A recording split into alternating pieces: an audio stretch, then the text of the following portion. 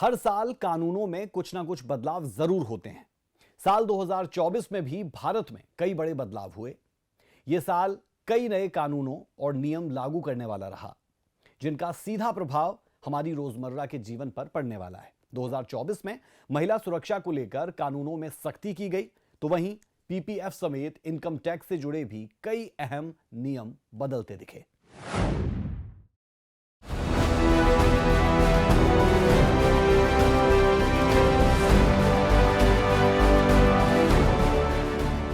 साल 2024 भारत के लिए कई मायनों में महत्वपूर्ण रहा है।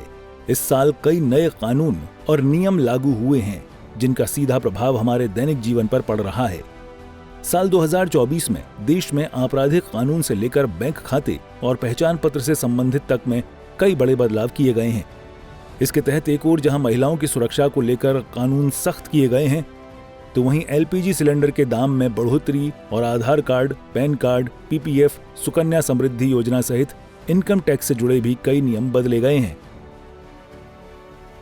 इंडियन एविडेंस एक्ट को भी भारतीय साक्ष्य अधिनियम के तौर पर जाना जाएगा। आईपीसी की जगह लेने जा रही भारतीय संहिता में 358 धाराएं होंगी, जो कि पहले आईपीसी में 511 थीं। इस तरह से काफी धाराएं हटा दी गई हैं। जबकि सीआरपीसी की बात करें तो उसकी जगह लेने वाले भारतीय न्याय संरक्षण संहिता में अब 531 धाराएं हो गई हैं, जो कि पहले 484 धाराएं थीं।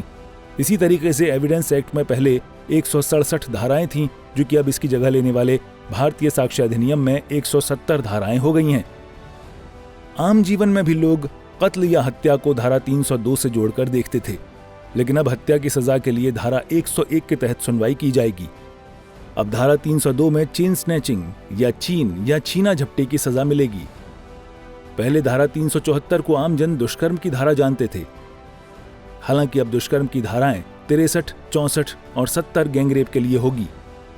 इसके अलावा ट्रांसजेंडर के प्रति होने वाले अपराध भी अब परिभाषित किए गए हैं और उनमें पर्याप्त दंड की व्यवस्था भी की गई है। पुराने आपराधिक मुकदमे पुरानी आईपीसी के तहत चलेंगे और नए कानून लागू होने के बाद से आने वाली घटनाओं की सुनवाई नई धाराओं के तहत की जाएगी। आधार कार्ड और पैन कार्ड को लेकर भी नियमों में बदलाव किए गए हैं। नए नियम के तहत पैन कार्ड के लिए आवेदन के लिए एप्लीकेशन फॉर्म के साथ साथ आयकर टैक्स रिटर्न में आधार एनरोलमेंट आईडी जरूरी नहीं होगा। कहा जा रहा है कि इस नियम का लक्ष्य पैन के दुरुपयोग और दोहराव को समाप्त करना है। 1 अक्टूबर 2024 से सुकन्या समृद्धि योजना में भी बदलाव किया गया है। नए नियम के तहत अब सुकन्या समृद्धि योजना अकाउंट को अभिभावक भी हैंडल कर सकते हैं। नए नियम के तहत अगर सुकन्या समृद्धि योजना अकाउंट किसी अन्य व्यक्ति द्वारा खोला गया है और वो कानूनी अभिभावक नहीं है, तो उस खाता को लीगल पेरेंट्स को ट्रांसफर करना होगा। पब्लिक प्रोविडेंट फंड को लेकर बड़ा बदलाव हुआ है। नए नियम के तहत अगर किसी के पास एक से अधिक पीपीएफ अकाउंट है तो उसे मर्ज करना होगा। नए नियम के तहत अगर कोई व्यक्ति एक से अधिक अकाउंट रखता है तो उन्हें अनियमित माना जाएगा और ब्याज दर भी कम मिलेगा। इसके अलावा एनआरआई के पीपीएफ खाते में मिलने वाली ब्याज बंद हो जाएगी।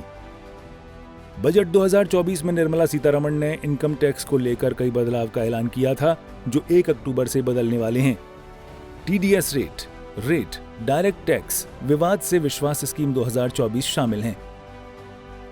टीडीएस के तहत बॉन्ड के तहत फ्लोटिंग रेट पर 10% टीडीएस कटौती लागू होगा। वहीं धारा 19 डीए, 194 एच, 194 आई और 194 एम के तहत भुगतान के लिए टीडीएस की रेट्स कम कर दी गई हैं। इन धाराओं के लिए पहले 5% की जगह अब कम की गई दरें 2% हैं।